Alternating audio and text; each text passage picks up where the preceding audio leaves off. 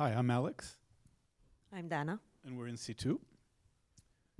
The world changes very fast, but if you've ever tried to build something in a city, you know that cities change way too slow.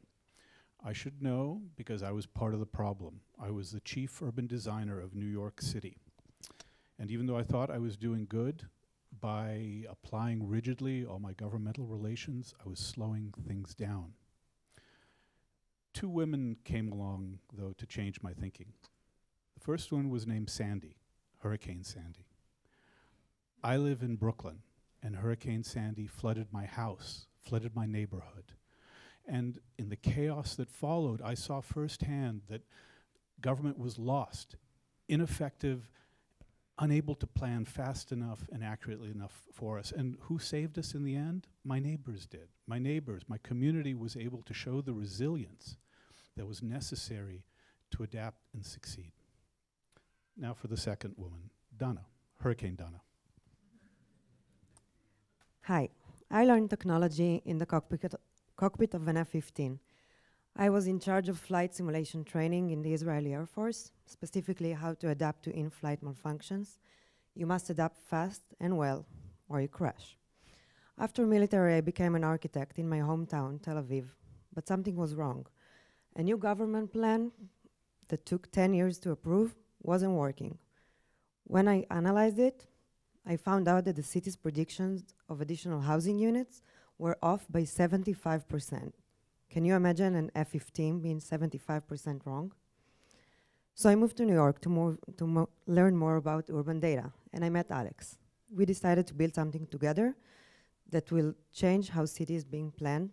We'll build a city planning accelerator that will make planning right. It's called inCitu, and inCitu addresses the two main pain points of city planning.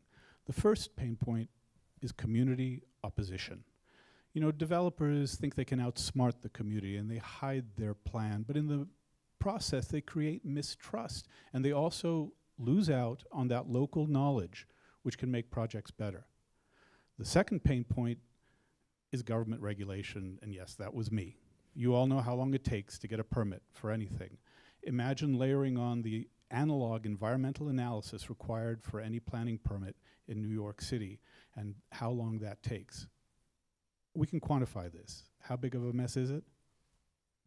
So in New York alone, there were 321 major zoning applications last year. Approvals can take over 40 months and over $2 million. This is slow, wrong, and there is a better way. With inCitu, we save 15 months on schedule and $750,000 from the budget of every planning application. By connecting directly using AR, we create trust. We let people truly understand planning. And with data, we increase the certainty of outcomes. The result, more accurate, faster city planning. And it's working today in Brooklyn. This is our demo day in Red Hook. Look what the community sees. Using inCitu, they see, explore, and comment on a real planning proposal in their own neighborhood in an immersive AR experience. And at the same time, inCitu performs the backend analytics that measure the potential impact of that proposal on them, on the city, on the environment. We get their feedback, they get to be part of the change. And this is the roadmap of inCitu. That Brooklyn project is working. Developers are now reaching out to deploy inCitu in other projects. Soon, the city will take notice and request inCitu for every planning application. Projects will be coordinated, the city will accelerate. This is what city planning should be. And this is our model of adoption in all cities. A pilot project, private sector copying, a public sector demand. How big of a market is this?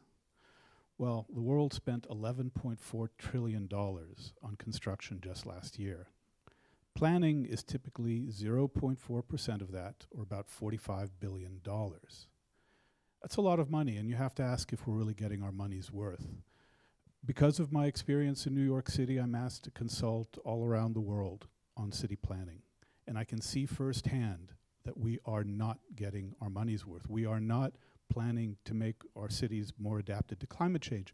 We're not adapting to make economic development and job equality greater. We're not even adapting to make everyday neighborhoods better to the degree they can be. There is so much good that the world could do with $11.4 trillion. Let's just plan it right. Thank you all. Cool, thank you. All right, some questions. What about your business model?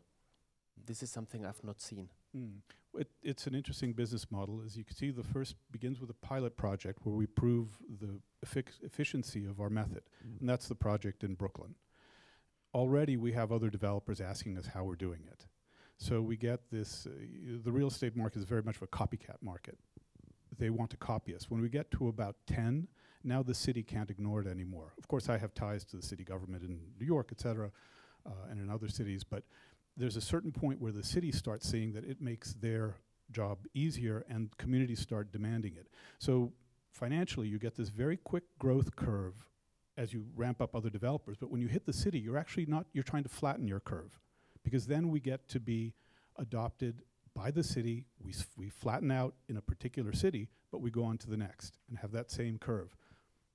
Okay, so your client, your customer is the city. It's not the construction company, it's not the architect or whomever who is also interested to accelerate things.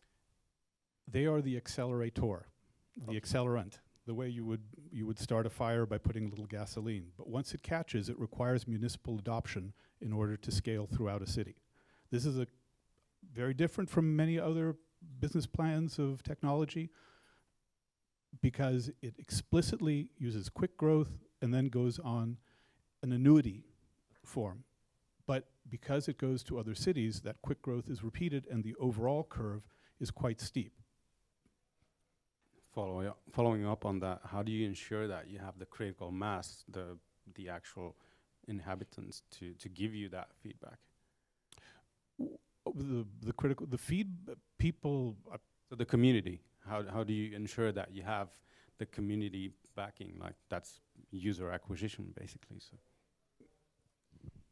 there are many people that want to be part of city planning and do not have the knowledge or resources to be part of it, and we want to ease that their way to be part of the change. And just from our last demo days, the community feedback was amazing, and some very objective activists that usually just resist every change came to us and told us, wow, I truly explored, I really saw what it means, I now understand, and they are on board. So by the time you get to your legal requirement to engage the public, you will get only love because they were all along. All right, thank you very much, and let's welcome up virtually